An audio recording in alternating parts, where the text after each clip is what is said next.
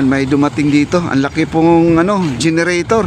At meron silang dalawang truck yung dumating dito. Dalawang truck. Di ko alam. Hello sir!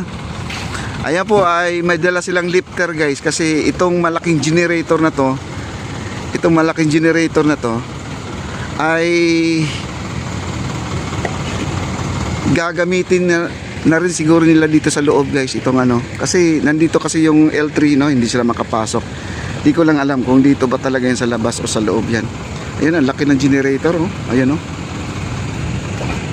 wow. Tapos dalawang ating boom truck dito, yung boom truck natin at saka itong lifter ay siguro tutuwang siya dito sa dalawa silang magbubuhat itong napakalaking generator. Ito kaya to magbuhay ng ilang horsepower ng aircon guys. Itong kasi dito kasi more on dito gumagamit sila ng welding machine, meron silang welding machine dito. Ganun lang po yan guys. Ito, marami po silang gawa dito. Ito po, ang laki po ng generator. Sa kaya galing to guys, kasi nakalagay. Ay, ito, MLC, Telecom Service. Ayan po nakalagay, services. Ayan po, nandiyan na po yung guard sir. Nandiyan na yung guard. Lumabas ang guard. Ayun, nandun sa kabila yata. Nandun si Chief sa kabila. Ayan. Ayan may mga bago. Sila po ang nag-deliver ng ating generator guys. Itong generator na to. At abangan po natin kung ano pong mangyayari At wala po akong idea rin dito. Ayan. Okay, balik po tayo dito sa sa ating pag-update guys Ayan po ang ating Trilex Builders. Ayan po ang kanilang company. At salamat naman daw, ang sabi ng may-ari ay salamat sa kanila po napupunta ang kanilang itong project na to. Kasi sa totoo naman, kabisado na po nila tong project ng ating Esplanade. Kaya at shout out pala kay Sir Charles, At hindi ko na yung contractor natin dito. Ayan Sir Charles, thank you so much po. Merry Christmas and Happy New Year. Ayan po mga kaibigan. Hindi ko nabanggitin ang kanyang apelyido. Baka naman ay ayaw niya pabanggit guys. Ayan. At punta tayo dun sa kabila tayo sa kabila. Ayan, naglalatag na po sila dito. Ayan ang mabilisan na trabaho guys. Ayan. Sila kuya.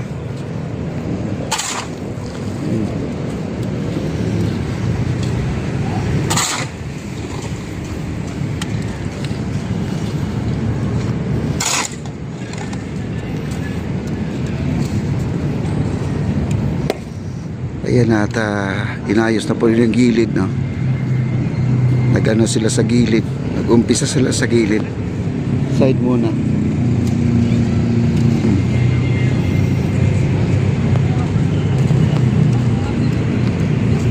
Ayan si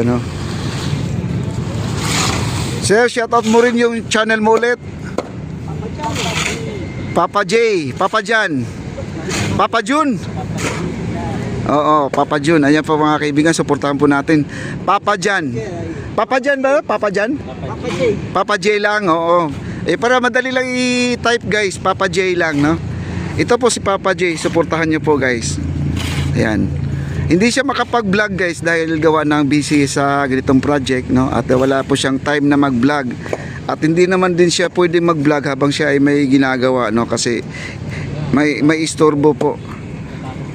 Pag wala na po siyang break time na po niya, saka lang siya magla-live or mag-vlog, Ganyan na po ang kanyang pag ikaw talaga construction ka, kailangan concentrate dito sa mga ginagawa. Ayan Ayan, masipag-sipag to mga ito guys. Kasi sila po yung gumagawa ng phase 1C at saka phase 1A. Sila yon. Ayan, si Papa J. Sila po ay Trilex Builders mga kaibigan. Ayan.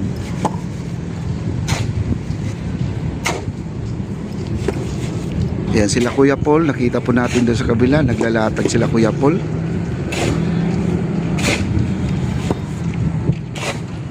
Ayan.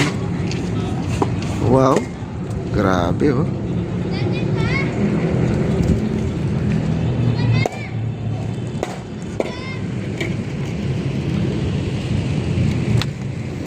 Kaya pinipitikan po niya ng ano, yung simentong pino guys, para madali lang matuyo. Ayan na, at binubuhusan na po niya doon. Kasi papunta na po sila doon sa paglalagay ng simento. Ayan na. Binasa niya ng simento. Yung ano din yan, yung tubig na may simento rin yan. Grabe, ang ganda na talaga nito pag ito'y natapos guys. Ngayon lang medyo maputik, no? At pag ito ay naisip ko lang nga, imagination ko lang, pag ito ay may bumanite na, naku, napakasarap dito mamasyal guys. Kahit na araw-araw lang po kayo nandito, kasi dito hindi na po mabaho po ang ating ilog. Malinis na po ating ilog. At saka pwede kayo mag-fishing dito, pwede kayo mamingwit. Marami na pong nakakuha dito ng mga isda, na mga malalaki na cream dory. Meron tayong nakunan ng video, no? At 12 kilos na cream dory, napakalaki. Parang 7 years old na bata na po yun guys, or 6 years old. Napakalaking cream dory guys. Ayun, no? At nilatagan na po ni ano, Papa J. Ayan. Ayan, maraming salamat sa inyong pag-support, ha.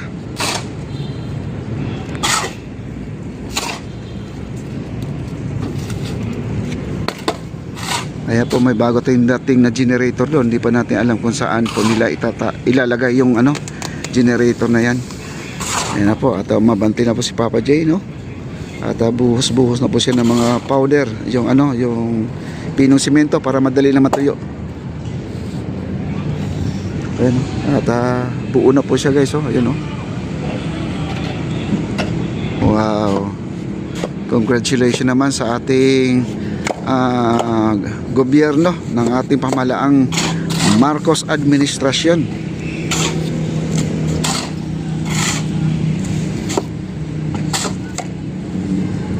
Yan na, nandiyan na sila. Kanina nandito lang, naabutan ko lang dito. Ngayon nandito na po. Ang bilis po ang kanilang progress dito sa ating Plaza Mexico mga kaibigan. Ganyan po sila magtrabaho.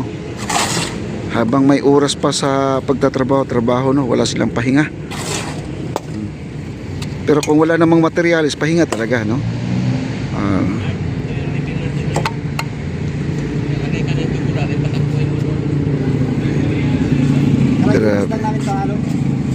Kaya po, paubos na po kakan ng halo, no? Kanina, ang daming halo yan kanina, oh. Ngayon, paubos na. Sa packet ba? Para puntukan natin, para bukas, finish na natin. Ayan na. Ayan si Foreman Kanoy. Ayan. Ayan si Foreman Kanoy. Siya po ang ano dito, siya po ang foreman sa paglalatag ng kalsada na to, yung para sa bumanite natin.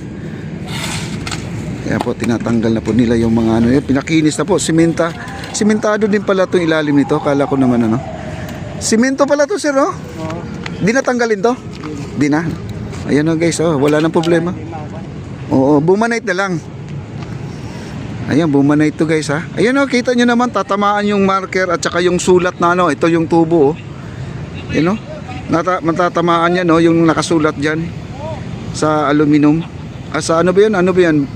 Sa tanso, nakasulat sa tanso, yan, oh. Tatamaan talaga siya, ito yun guys. Ito yun, oh, tatamaan to, oh. Ayan na yung bakal guys, oh. Ayan, oh. Ito ay siguro sisirain nila to at ililipat lang guys. Ito ililipat to yung China at Philippines friendship part, no? Ito po yun. Ayun, tatamaan siya.